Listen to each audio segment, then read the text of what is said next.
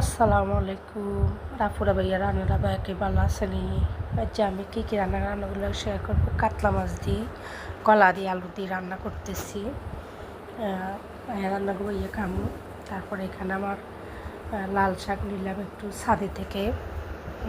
ওই অনেক সুন্দর সুন্দর বড় হয়ে গেছে, তো লয়ে নিলাম। এগুলো আজকে ভাজি করলাম, কালকে আর একটু নেবো ছাদে থেকে। ছাদে লাগাইছি, একদিন আপনাদেরকে ভিডিও দেবো আমি কিভাবে লাগাইছি। তো আজকে এগুলো রান্না করতেছি, তাই আপনাদের সাথে শেয়ার করলাম। আসলে আপনাদের সাথে শেয়ার করতে খুব ভালো লাগে। এখানে আমার মেয়ের জন্য 2 পিস মাছ নিলাম, অনেক বড় বড় কাতলা মাছ। এগুলো ওর জন্য ভাজি করব। বড় মেয়ে আবার ভাজি মাছ পছন্দ করে, তাই আপনাদের সাথে শেয়ার করলাম। ভালো থাকেন। আসসালামু আলাইকুম।